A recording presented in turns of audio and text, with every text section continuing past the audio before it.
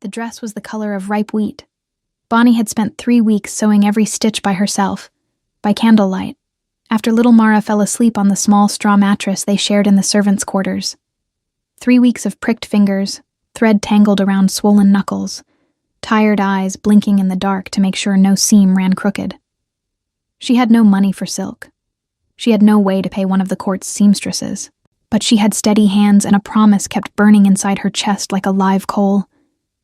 Dorian had promised. He had promised in front of her sister, promised while holding her chin in one hand and speaking in the low, rough voice of a man who swears by blood. At the Crescent Moon Banquet, I will present you to the pack as my chosen, in front of everyone. She had believed him. Perhaps that was the real problem, not the dress, not the 3 weeks of needle and thread. The problem was that Bonnie still knew how to believe, even after everything life had done to her. The great hall of Greystone Keep was alive that night. Torches burned in double rows along the dark stone walls, and the smell of burning resin mixed with wine and warm leather filled the air like a second skin. Banners from rival packs hung from the thick-beamed ceiling, each carrying colors and symbols Bonnie had learned to identify since childhood. The black stag of the Harvins, the split moon of the Sorrels, the three-headed wolf of the Duskmoor. Long tables cut through the hall in parallel rows, loaded with roasted meat, dark bread, clay pitchers full of wine and honey. The noise was constant, laughter, overlapping voices, the dry knock of tankards, the scrape of heavy chairs across stone floors. Bonnie entered through the side corridor, as always. Not through the main entrance, where high-status alphas paraded with their chosen companions and their embroidered cloaks. She knew her place. Or rather, she knew the place the world had decided for her. Omega by birth, no registered pack, daughter of a man who had died, leaving neither name nor territory. She had grown up on the outskirts of Greystone Keep, like so many others. Invisible, useful only when hands were needed for carrying, cleaning, or obeying. But tonight was different. Tonight she wore the wheat-colored dress. Sura found her before she reached the hall's entrance. Her older sister, not by blood but by life, by years spent sleeping in the same cold room and eating the same hard bread, appeared from the corridor with wide eyes and cheeks flushed from the heat of the torches. "You came," Sura said, and there was relief and fear mixed into her voice. "He promised," Bonnie answered simply. Sura opened her mouth, closed it. She looked at the dress, then at Bonnie's eyes. There was something in her face that Bonnie couldn't read in that moment. Later, when everything had already happened, she would understand it had been a warning. "Bonnie?" "Sura." She touched her sister's arm gently but firmly. He promised. She found him near the central table, where the higher-ranking alphas were seated. Dorian Vess was a handsome man, in the way certain men are handsome without deserving it. Well-built bones, broad shoulders, a jaw that made the courtwomen sigh behind their hands. He was 28, the second son of Alpha Corvin of the Vess pack, and had spent the last 2 years convincing Bonnie that he loved her in secret because the world was not yet ready to understand. She had believed that too. When she approached, he was laughing at something one of his brothers had said. The laughter died when he saw her, not from pleasant surprise, from something different, something she felt like a shallow cut beneath her ribs. "Bonnie," he said quietly, in a tone that was already a retreat. "You said you would present me tonight?" she replied, equally quiet. She did not want a scene. She did not want anyone to overhear. She only wanted what had been promised. Dorian's brother, seated beside him, glanced up, then looked away, uncomfortable. Dorian stood, pulled her a few steps from the table with a hand on her elbow, and when he spoke, there was a new hardness in his voice that she did not recognize. "My father formalized my bond with Serene Harvin this afternoon." The hall remained loud around them. The torches kept burning. The smell of resin didn't change. The world did not notice that it had just collapsed. "Serene Harvin," Bonnie repeated. "It's an important alliance. You know how these things work." He wasn't meeting her eyes. "I had no choice." You made a promise. Bonnie. Now there was impatience. You are Omega. No pack. No lineage. What exactly did you imagine I could offer you in front of everyone? She did not answer. Not because she had no words, but because the words she had were too large for that hall, for those torches, for that man who had suddenly shrunk so small, she could barely recognize him. She looked down at the wheat-colored dress she had sewn alone for 3 weeks. Then she looked at him one last time, and turned her back. She crossed the hall with her spine straight and her chin level, and every step was a quiet effort not to let any part of herself collapse before reaching the exit. She could feel eyes on her. Some had seen. Not everyone, but enough. Enough for the story to travel tomorrow through the servants' corridors, the kitchens, the washing rooms where women without status traded words in low voices, the Omega in the pretty dress. Did you see? He sent her away. She was almost at the exit when the scent changed. Not gradually, all at once, like a wall. Dark wood, leather, something that recalled rain on warm earth.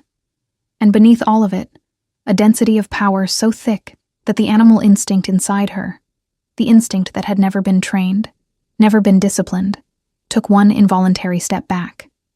3 men had entered through the main doors. The first was tall, red-haired, pulled back at the nape, with a half-smile that suggested he found everything amusing and trusted no one. The second was broader, with scars across his cheekbones and amber eyes that swept the hall with the speed of someone calculating distances. The third needed neither breadth nor smile. He was simply the center of whatever space he occupied. Dark hair in long braids, pale eyes that caught the torchlight and returned it as something else entirely. Black leather crossed by straps that were not decoration. He did not scan the hall the way the others had. He simply looked. Slowly. Like someone who already knows what they will find and is only confirming it. And then his eyes stopped on Bonnie. Not for a second. For long enough that she felt the weight of that gaze as something physical, something that settled over her and did not lift. The hall had shifted temperature. She noticed that before she understood why. Conversations dropped first at the tables nearest the entrance, then in waves, until a relative silence settled like fog over stone. The red-haired man tilted his head in her direction with a smile that was almost a provocation. "Interesting dress for an exit," he said, his voice carrying enough for the nearest tables to hear. Bonnie did not respond. The amber-eyed man only watched, expressionless. And the third, the braided one, the pale-eyed one, kept looking at her the way he had started. Like someone reading something written in a language the others had never learned. Sura appeared at her side like a shadow, fingers closing around Bonnie's wrist with enough force to hurt. "Bonnie," she whispered, her voice entirely different from before. "Those are the Calder brothers. The one in the middle is Aiden Calder." Bonnie knew the name. Every wolf in the territories knew the name. Aiden Calder. Alpha King of the Northern Territories. The man who had unified 7 packs without fighting a single war he had not already won before it began. The air in her lungs became something she had to consciously manage.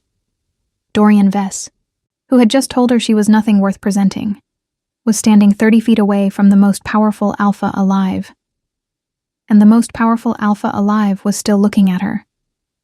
Not at Dorian. Not at the banners.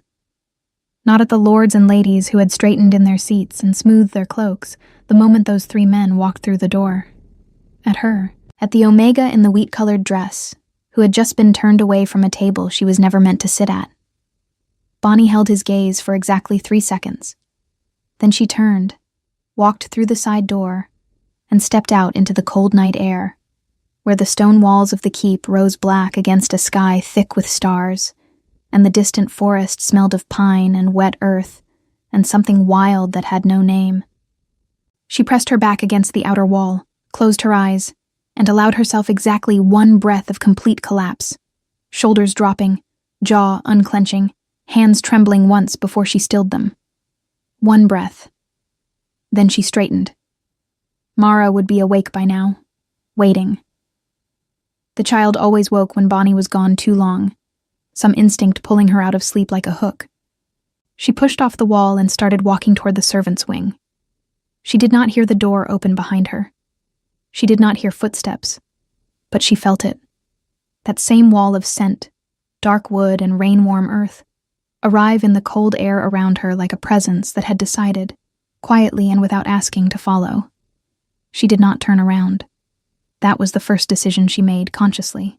In the span of 3 cold seconds, standing in the outer corridor of Greystone Keep, with stone beneath her boots and night air pressing against her face. She did not turn around, because turning around meant acknowledging it, and acknowledging it meant she would have to find words, and she had no words left in her tonight. She had spent them all on Dorian. Whatever remained was reserved for Mara. She kept walking. The footsteps behind her were unhurried. That was the detail that unsettled her most.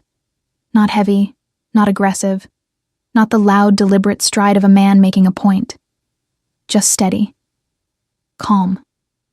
The kind of pace that belonged to someone who had decided where he was going and saw no reason to rush. She turned the corner into the narrower passage that led toward the servants' wing, and the footsteps turned with her. She stopped. Turned. Aiden Calder stood 7 feet away with his hands loose at his sides and his pale eyes catching what little torchlight reached that corridor. Up close, the details she had missed from across the hall assembled themselves into something she had no previous category for. The braids were not decorative. They were old, the kind worn by fighters in the northern tradition, each one marking something earned. The leather across his chest was worn in the places that indicated real use, not ceremony.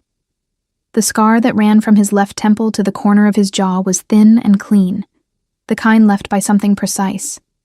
He looked at her the same way he had across the hall, like she was a text he was still reading. "You're going the wrong way," he said. His voice was low, not soft. There was nothing soft about it, but measured, the way a man speaks when he has learned that volume is rarely the point. "I know exactly where I'm going," Bonnie replied. "The servants' quarters are east. You're walking west."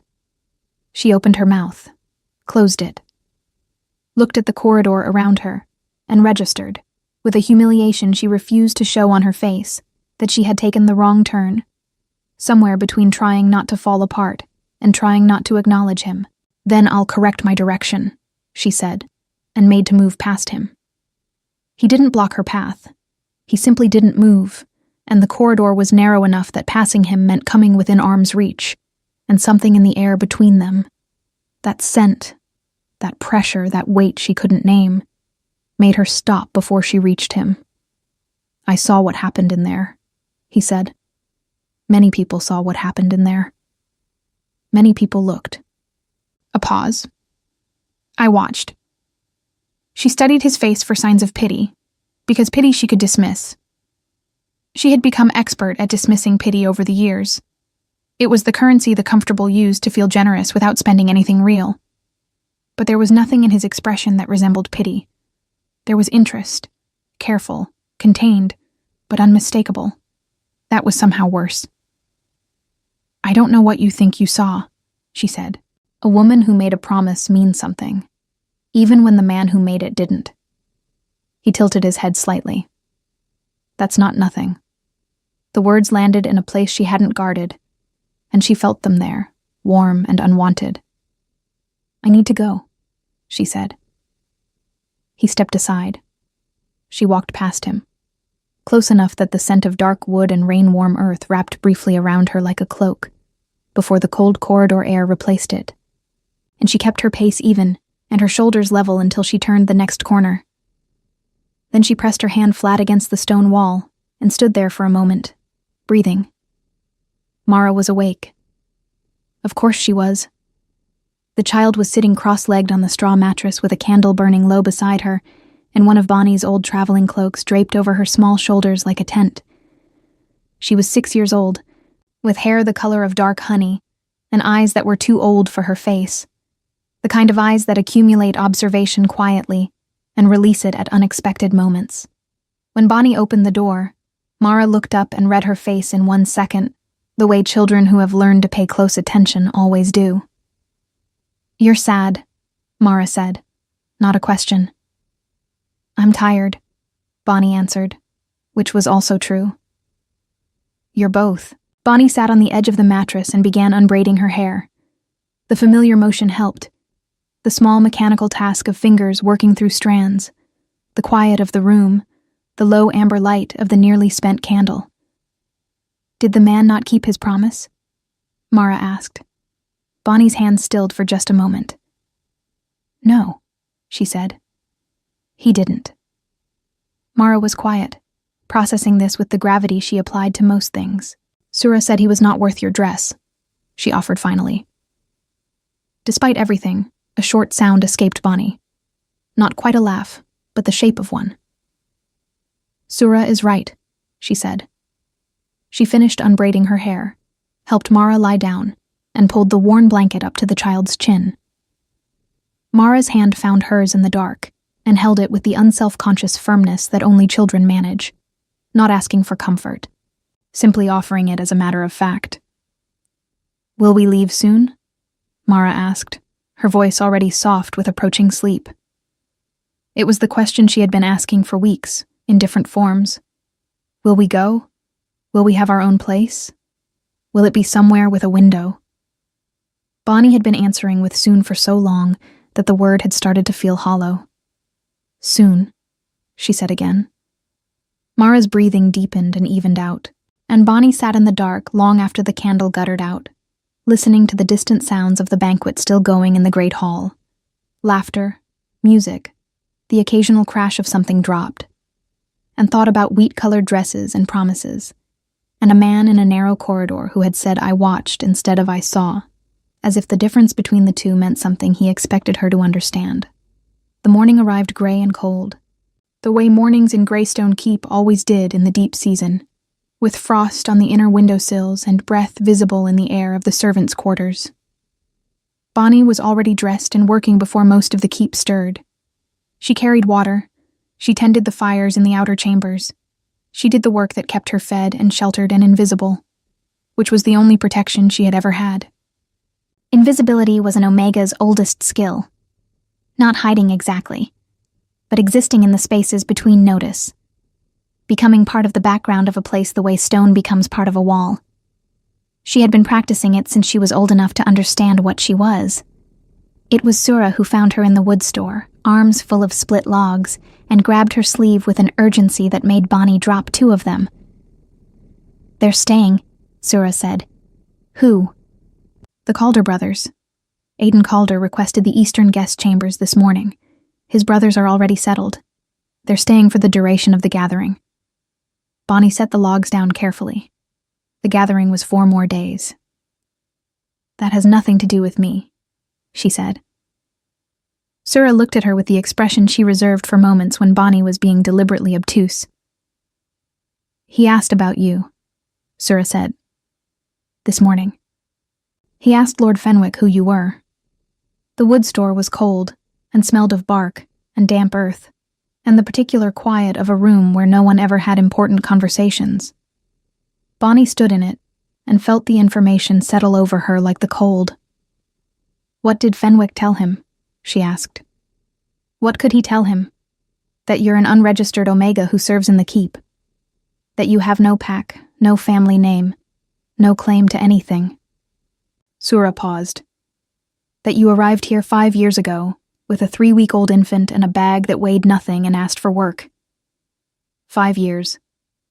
Mara had been so small then, so terrifyingly small, and the road had been long, and Bonnie had walked most of it at night, for reasons she had told no one, not even Sura, who knew more about her than anyone alive. No one knew where she had come from. That was not an accident. Then he knows everything there is to know, Bonnie said, picking the logs back up. And it still has nothing to do with me. Sura caught her arm again, and this time her voice was different. Lower, careful. Bonnie, Aiden Calder doesn't ask about servant women. He doesn't ask about anyone. His second told Fenwick's steward that the Alpha King made the inquiry himself, directly, before his morning meal. She held her gaze. That doesn't happen. Bonnie looked at her sister. at the worry in her face, the loyalty that had never once wavered in 5 years of shared hard mornings, and felt something move in her chest that she could not entirely identify. Not fear, not quite hope. Something older than both. Something that lived in the part of her she kept most carefully locked. "Then we should be careful," she said quietly. Sura frowned. "Careful of what? He's the most powerful—" "I know who he is," Bonnie said, and her voice carried a flatness that made Sura stop. A silence opened between them, brief but significant. "There's something you're not telling me," Sura said. "There are many things I've never told you," Bonnie replied, "and most of them are for your protection, not mine." She carried the logs out of the wood store into the gray morning, and did not look toward the eastern wing of the keep, where, somewhere behind those high stone windows, a man with braided dark hair and pale, watchful eyes had asked a question about her before his morning meal. She told herself it meant nothing. She had told herself many things over the years. She was becoming less certain she was right. The eastern courtyard was empty at that hour. Bonnie knew the keep's rhythms the way she knew her own breathing, which corridors filled with servants after the morning bell, which courtyards the guards abandoned during the change of watch, which staircases were never used in the deep cold because the stone grew slick with frost, and the lords preferred the inner passages. She had mapped every quiet corner of Greystone Keep in 5 years of careful invisibility. Not out of curiosity, but out of necessity. Knowing where the empty spaces were meant knowing where to go when the full ones became dangerous. She was crossing the eastern courtyard with a bundle of linens for the guest chambers when she heard voices. She stopped. The voices were coming from the covered archway on the far side of the courtyard. 2 men, speaking in the low, unhurried tone of a private conversation that had been going on for some time. She recognized one voice immediately, the red-haired brother. She had learned his name from Sura that morning, Cale Calder, the youngest of the 3. Known for a sharp tongue and sharper instincts, the other voice she recognized without needing to have heard it more than once. She should have turned back. There was another route to the guest wing, longer but entirely avoidable. She knew it. She had used it before when she needed to move through the keep without crossing paths with someone she preferred not to encounter. She did not turn back. She told herself it was because the linens were heavy, and the longer route added too much time to her morning. She was not entirely convinced by this explanation, but she carried it forward anyway. She was halfway across the courtyard when Cale's voice rose slightly, carrying a thread of amusement she was already beginning to recognize as his default register. "You asked Fenwick about her personally, before breakfast. That's not subtle, Aiden, even for you." A pause. "I wasn't trying to be subtle," Aiden's voice answered. "I was trying to get information. You have an entire network of scouts across 7 territories, and you asked the Lord of a Minor Keep directly." Cale's tone was warm with humor. "That means you didn't want it filtered." No response. "She left," Cale continued. "Right after you talked to her in the corridor. Went straight to the servants' wing and didn't come out until this morning." Another pause. "Whatever you said, it didn't exactly invite her to stay and chat." "I didn't ask her to stay." "Maybe you should have." She wasn't ready to be asked. Bonnie had stopped walking without deciding to. She stood in the middle of the courtyard with the bundle of linens in her arms, and the frost-gray sky above her, and the voices carrying through the cold air with the particular clarity that stone and silence create. She was aware that she was eavesdropping. She was aware that this was a conversation she had no right to, and that the intelligent decision was to move quietly through the rest of the courtyard and pretend she had heard nothing. Then Aiden spoke again, and the words rearranged something in her. "Her scent is wrong," he said. A beat of silence. "Wrong how?" Cale asked, and his voice had shifted, the amusement still there, but underneath it, something more attentive. "She smells like an omega, moves like an omega, lives like an omega." A pause. "But there's something underneath it, something old. I've smelled it once before in my life, and I was 12 years old standing in my father's war room when the last elder of the Ashvale line walked through the door." The cold in the courtyard seemed to deepen. Bonnie did not move. "The Ashvale line is gone," Cale said carefully. That's what everyone was told. A long silence. "Aiden, I'm not certain.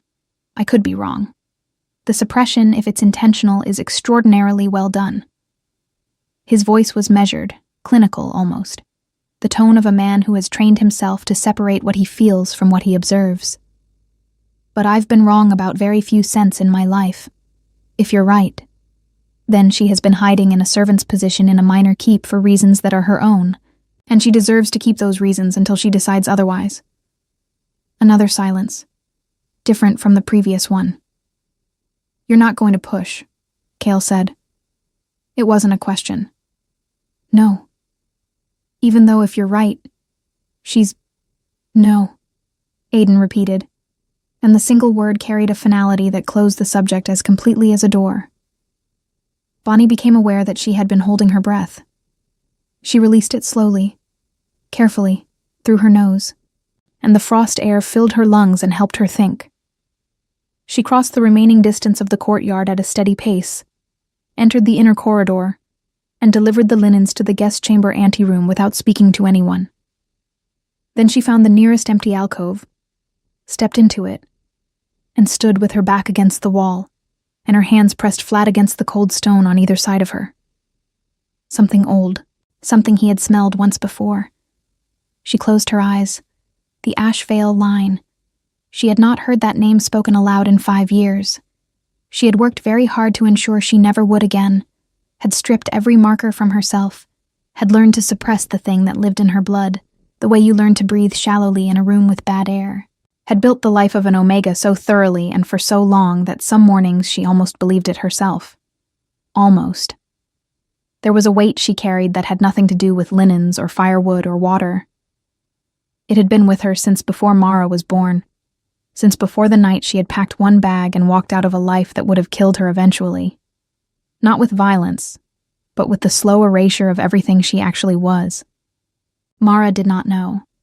That was the most important thing. Mara could not know, not yet. Not while she was small and unguarded and incapable of hiding what she felt on her face. The child was too honest for secrets, too open in her expressions, too young to understand that some truths were weapons in the wrong hands. Bonnie had kept this secret for 6 years. She could keep it longer. She straightened, smoothed her apron, and walked back into the corridor. The trouble arrived before midday. It arrived in the form of Dorian Vess, which was perhaps inevitable. She was carrying a tray of morning provisions to one of the lesser guest chambers when she rounded the corner near the main staircase and found him waiting. Not deliberately, she thought at first, just present in the space between one place and another the way men like him often were, occupying the center of rooms they hadn't been specifically invited to occupy. He saw her before she could redirect. "Bonnie," he said. She kept walking. "Bonnie." He fell into step beside her, and his voice had that quality she recognized from the times he had needed something, a softness layered over purpose. "I wanted to speak with you about last night." "There's nothing to speak about. I handled it badly. I know that. You handled it honestly," she said, keeping her eyes forward. "You told me exactly what I was worth to you.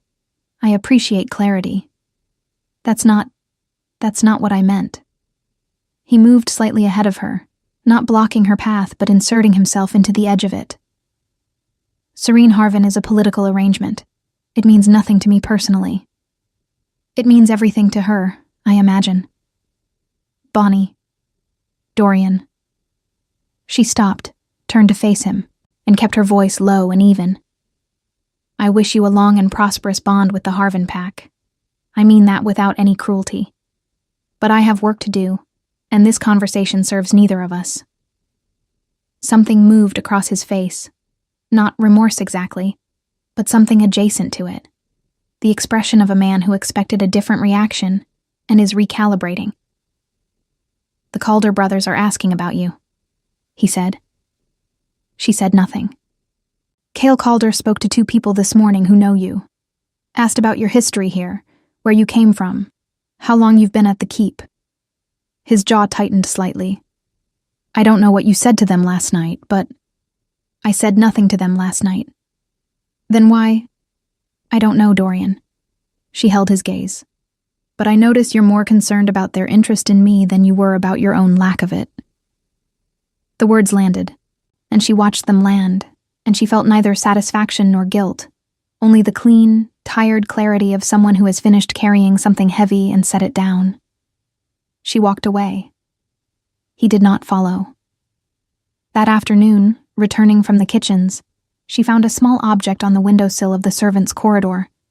It was a carved token, no larger than her thumb. Dark wood, worn smooth. The shape pressed into it was a simple one. A wolf's head in profile, facing forward. No pack symbol she recognized. No clan marking. She picked it up, turned it over. On the back, a single word had been scratched in small, careful letters. Safe. She stood at the window for a long time, the token in her palm, looking out at the frost-gray courtyard below, where nothing moved except the wind pulling at the bare branches of the tree in the far corner. She did not know with certainty who had left it. But the dark wood was warm, as if it had been held recently, and it smelled faintly of rain on warm earth, and the word on the back was not a promise or a command or a request. It was information. Given freely, without condition, without expectation of anything in return. She closed her fingers around it and slipped it into the pocket of her apron and walked back to the work that kept her fed and sheltered and alive. But something had shifted in the careful architecture of her defenses. Not collapsed, not even cracked, but altered slightly. The way a wall changes when light finds a new angle and you see for the first time that it is not as solid as you thought. Not as solid.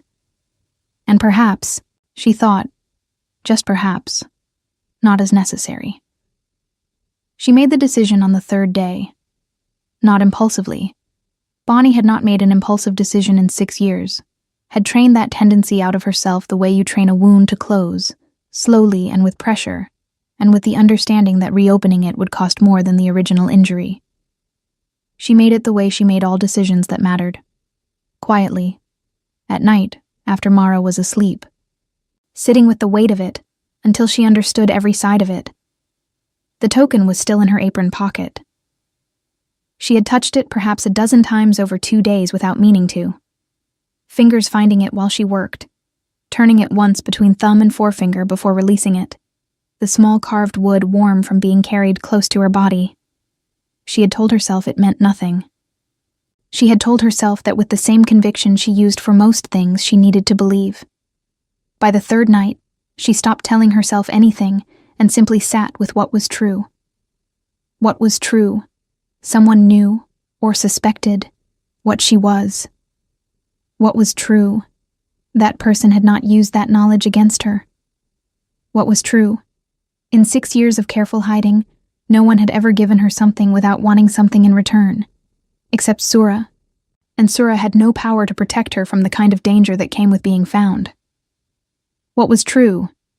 The gathering ended in 2 days, and when it ended, the Calder brothers would leave, and whatever this was, this strange, suspended attention, this carved token, this man who watched instead of looked, would dissolve back into the ordinary cold of Greystone Keep. She could let it dissolve. She had let many things dissolve over the years. She was skilled at it. But there was Mara. There was always Mara, at the center of every calculation, the fixed point around which all other considerations arranged themselves. Mara, who asked about windows. Mara, who had grown up in a servant's room in a minor keep, and accepted it without complaint because she had never known anything else.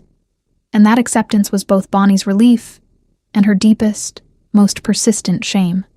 She deserved better. Bonnie had always known that.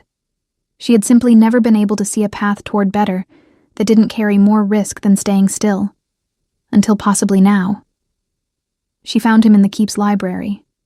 She had not expected that. Had expected the training yard, or the great hall, or the formal receiving rooms where alphas of status conducted the business of the gathering. Instead, Aiden Calder was standing alone in the narrow library on the keep's second floor, one hand braced against the shelf in front of him, reading the spine of a volume with the focused attention of a man who has found something unexpected. He heard her before she reached the doorway. She knew this because his posture changed, not dramatically, just a slight shift in the shoulder. An acknowledgement of presence that was also somehow an invitation to continue. She stepped inside. The library was small and smelled of old parchment, dust, and the particular dry cold of a room with stone walls and not enough use. A single window let in the flat afternoon light. Shelves ran floor to ceiling on 3 sides, carrying volumes in various states of age and repair. "You found the one room in this keep nobody uses," she said. "It's the only room that still smells like the people who built it," he replied, without turning. "The rest has been covered over with newer things." He turned then, and she held his gaze with the steadiness she had practiced for years, because looking away first felt like a concession she wasn't prepared to make. "You left the token," she said. Not a question. "Yes." "Why?" He considered this with the patience of someone who does not fill silences unnecessarily. "Because you left the hall with your head up after something that would have broken most people's composure," he said. "And you walked into a dark corridor alone without hesitating." A pause. "I wanted you to know that the dark corridor was safe. That's all." "That's all," she repeated carefully. "That's all it needed to be." She studied his face. The scar along his jaw, the way his pale eyes held hers without pressure, without demand, with a quality she was struggling to name because she had so little prior experience of it. Patience that was not waiting for something. Attention that was not wanting something. "You know what I am," she said. The words came out steadier than she felt. Something shifted in his expression.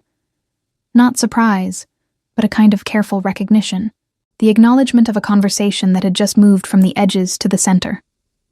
"I have a strong suspicion," he said. "I don't know your full story. I don't know your reasons. I don't need either. If you're right about what you suspect, you need both." "Why?" "Because what I am makes me dangerous to be near." She kept her voice even. "Not because of anything I've done. Because of what others will do when they find out. And they will find out eventually. They always do." "Is that why you've been here?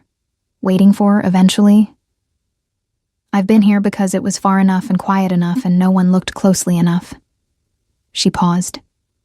"Until now." He moved away from the shelf, not toward her, just shifting his weight. And the afternoon light crossed his face and showed her the tiredness he carried in the way that powerful men carry tiredness. Not visibly, but in the small places, the set of the jaw, the faint lines at the corners of the eyes. "I want to tell you something," he said. "And I want you to hear it without deciding in advance what it means." She said nothing, which he seemed to take as permission. "I have been Alpha King for 9 years. He spoke slowly, choosing each word. "In that time, I have made alliances, broken them, rebuilt them. I have managed 7 packs and the territories between them and the borders that every one of those packs disputes constantly. A breath. I have not once in 9 years asked a lord of a minor keep about a servant woman before my morning meal." The library was very quiet. "I don't know what you're offering," Bonnie said. "I'm not offering anything yet." He held her gaze. "I'm telling you that you have been seen. Accurately, by someone with the means to ensure that the eventually you're afraid of never arrives." A pause. "What you do with that information is entirely your decision." She stood in the cold library with old parchment smell and flat winter light and the weight of 6 years pressing behind her eyes, and thought about Mara asking about windows and the wheat-colored dress and a promise that had turned to dust in a loud hall. "I have a daughter," she said. "I know. She is 6 years old and she doesn't know what I am, and she cannot know yet. She's too young to carry it safely. I understand. If I trust you, and I haven't decided that, I am trusting you with her as well as myself." Her voice was absolutely level. "I need you to understand what that means." He looked at her for a long moment. "It means," he said quietly, "that you are the most careful person I have met in 9 years of meeting people whose lives depend on being careful. And it means you are considering trusting me anyway." He paused. "I don't take that lightly." She believed him. That was the most terrifying part. After 6 years of trusting no one and being right to trust no one, she stood in a cold library and believed him, and the believing felt less like foolishness than it felt like recognition. She went back to Sura that evening. She found her in the small room off the kitchens where they sometimes sat after the day's work was done, when Mara was asleep and the keep had quieted, and there was space to speak without being heard. Sura was mending something by firelight, and she looked up when Bonnie came in and read her face in the way she always did, quickly and completely. "Sit down," Sura said. "You look like someone who's been arguing with herself all day." "I've made a decision," Bonnie said, sitting. "About Calder? About everything." She folded her hands on the table. "Sura, I need to tell you something. I should have told you years ago. I didn't, because I thought keeping you in the dark kept you safe, and I still believe that was right for then." Sura set down her mending. Her face was still, the way it got when she understood that what was coming was serious. "But things are changing," Bonnie continued. "And you have been beside me for 5 years without knowing what you were standing beside, and you deserve to know before anything else happens." "Bonnie." "My name is not Bonnie Ashford," she said. "That was my mother's surname. It was the safest part of my name to keep." She held Sura's gaze. "My full name is Bonnie Ashvale. I am the last surviving daughter of the Ashvale bloodline. And 6 years ago, when I discovered I was carrying a child, I faked my own death and walked away from a life that would have used both of us as instruments, until there was nothing left." The fire crackled. Sura sat very still. "The father," she said, after a long moment. "Mara's father was the man I was bound to." Bonnie's voice did not waver. "A man who wanted the Ashvale blood in his line more than he ever wanted me. A man who, if he knew Mara existed, would come for her without hesitation. Not out of love, out of what she represents." Sura's hands had gone still on the table. "Does Calder know?" "He suspects the bloodline. He doesn't know about Mara's father. He doesn't know the full reason I ran." "Are you going to tell him?" Bonnie was quiet for a moment. "I think," she said slowly, "that I am going to have to." She told him everything the next morning. Not in the library this time. The library felt too still, too enclosed for what she needed to say. She found him in the outer courtyard at first light, where he was already awake and standing near the stone wall that overlooked the valley below the keep. The distant forest a dark line against a sky the color of cold ash. He was alone. His brothers were not with him, and she understood from the quality of his solitude that this was not accidental. He had been expecting her. She stood beside him and looked out at the valley for a moment before she spoke, because she needed the open space around the words she was about to release into the world for the first time. Then she told him. All of it. She told him about the Ashvale bloodline, the oldest alpha lineage in the Northern Territories, older than any current pack structure. A line that carried in its blood a rare capacity that the scholars called the resonance. The ability to sense the true nature of a wolf beneath every layer of conditioning, rank, and suppression. It could not be faked or trained. It was simply present or absent, and in the Ashvale line it had been present for generations, which was precisely why so many powerful men had wanted to own it.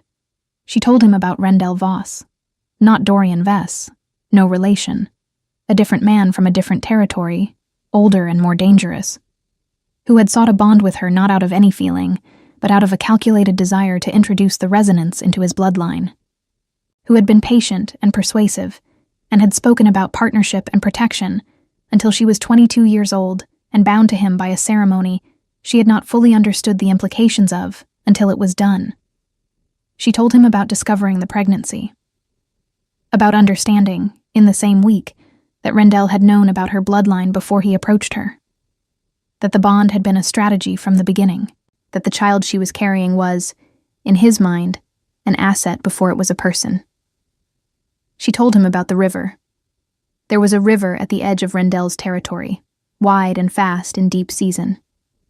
She had gone to it at night with one bag, stripped off the cloak with the Vosspack insignia, weighted it with stones, and put it into the current. A servant had seen her at the riverbank and reported it. Rendell had searched for 3 days before concluding that she had gone in and not come out. She had walked north for 2 weeks, at night, in borrowed clothes, carrying a child she refused to lose.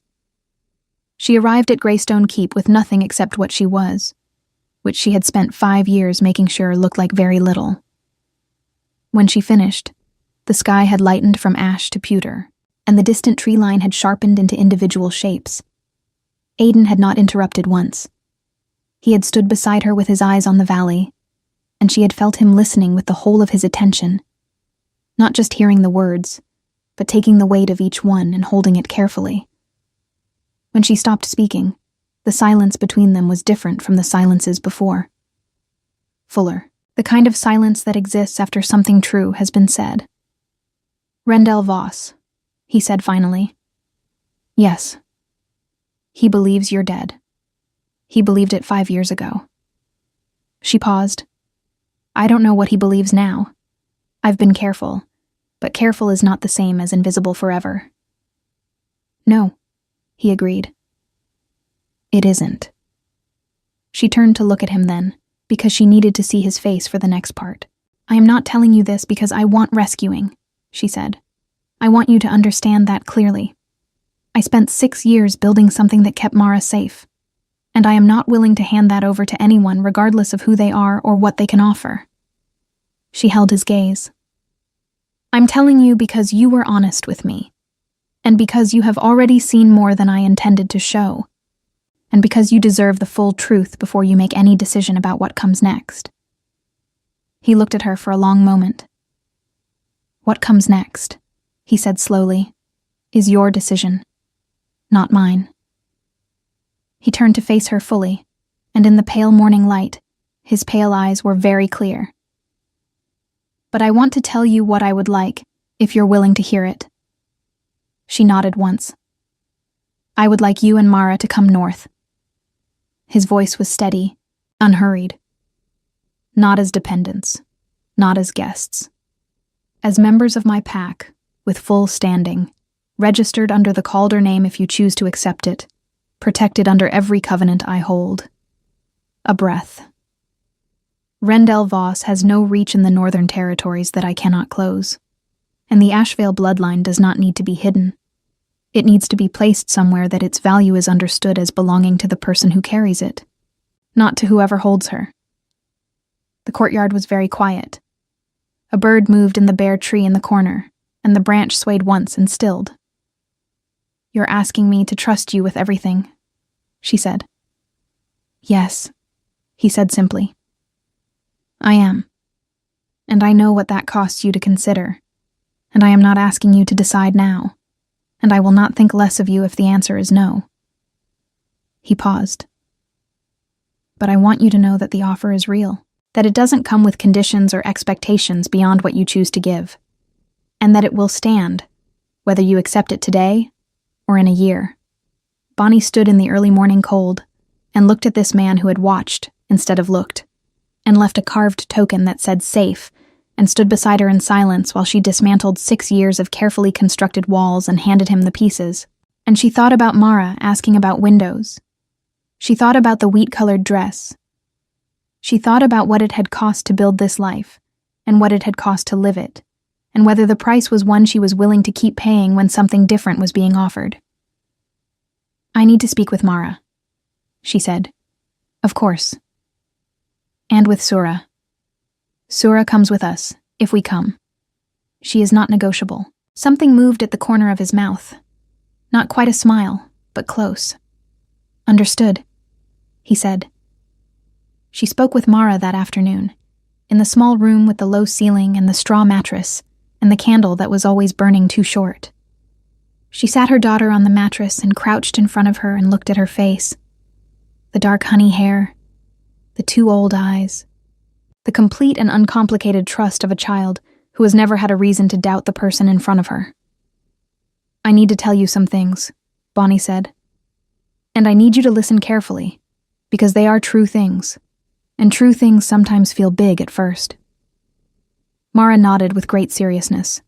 Bonnie told her, in the words a 6-year-old could carry, what she needed to know. Not everything. Not Rendell. Not the river. Not the full weight of bloodlines and history. But enough. That they were going to leave. That they were going somewhere with more space. That there was a man who had offered them safety, and that Bonnie believed he meant it. "Does he have a window?" Mara asked. Bonnie blinked. "In his home," Mara clarified, with perfect sincerity. "You always say we need somewhere with a window." Bonnie laughed then, properly, the kind of laugh that has tears just behind it, and she pulled her daughter into her arms and held her small warm weight, and thought, "Yes. We are going somewhere with windows." They left on the last morning of the gathering. Not secretly, not at night, not with one bag and borrowed clothes. They left in the morning light, through the main gate, with Sura beside her and Mara's hand in hers, and 2 packs that held everything they owned, which was not much, but was entirely theirs. Cale Calder was waiting near the horses, with an expression of barely contained satisfaction that he was making no serious effort to conceal. The amber-eyed brother, Devon, she had finally learned, gave her a single nod of acknowledgement that somehow communicated both welcome and respect in equal measure. Aiden stood at the head of the column, and when she approached, he looked at her the way he always looked at her, steadily and without performance. And she met it the same way. "Ready?" he asked. "Yes," she said. Dorian Vess was standing near the keep's entrance with Serene Harvin at his side, a woman with careful eyes and a composed expression.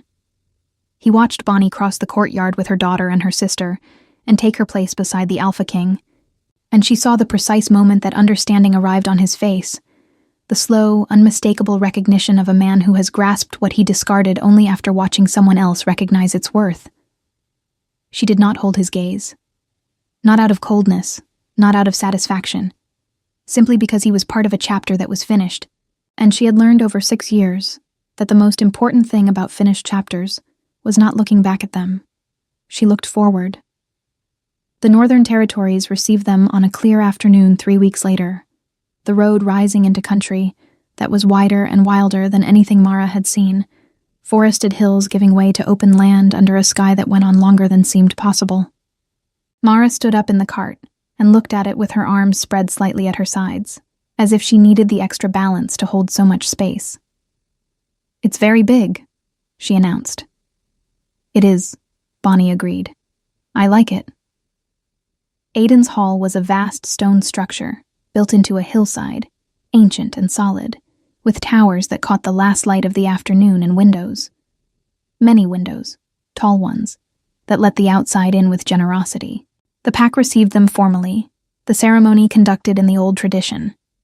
And when Aiden spoke her name before his people, her full name, Bonnie Ashvale, unhidden and unweighted, offered to the world as something to be respected, rather than concealed. She felt something in her chest release that she had been holding for so long she had forgotten it was held. Sura wept, quietly, standing beside her. Bonnie took her hand. Mara, unimpressed by ceremony, had already found the windows. In the months that followed, Rendell Voss attempted exactly once to extend his reach northward.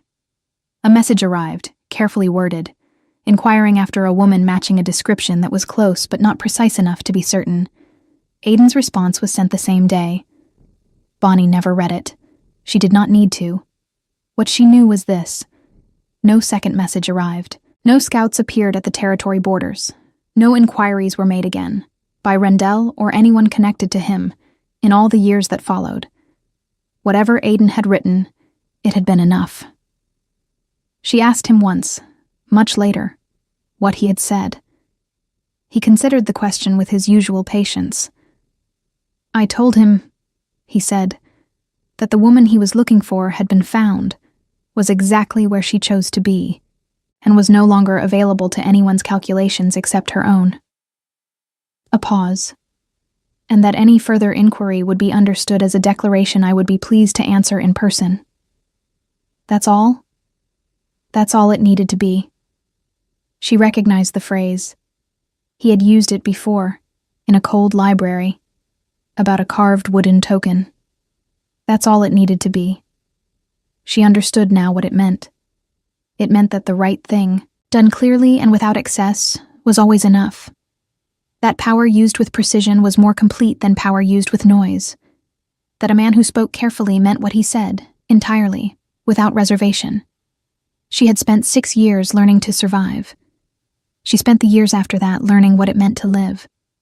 Mara grew up in the northern hall with windows and open land, and the specific confidence of a child who has never once doubted that she is exactly where she is supposed to be. She learned the old history of the Ashvale line from Bonnie herself, in the evenings, by firelight, as stories first and then as truth. Her inheritance, belonging to her and no one else. Sura never left. She built something of her own in the Northern Territory, slowly and with great satisfaction, and was present at every significant moment of the years that followed, which was exactly what she had always been. And Bonnie Ashvale, who had faked her death in a cold river, who had walked north in borrowed clothes, who had sewn a wheat-colored dress and held her chin level while the world told her she was nothing, stood in the northern hall one evening, watching the last light move across the hills through windows that let in everything, and understood that she had not survived despite herself. She had survived because of herself. All the rest, the recognition, the pack, the man who had watched instead of looked and meant every quiet word he ever said, was not rescue. It was arrival. And she was, at last, completely home.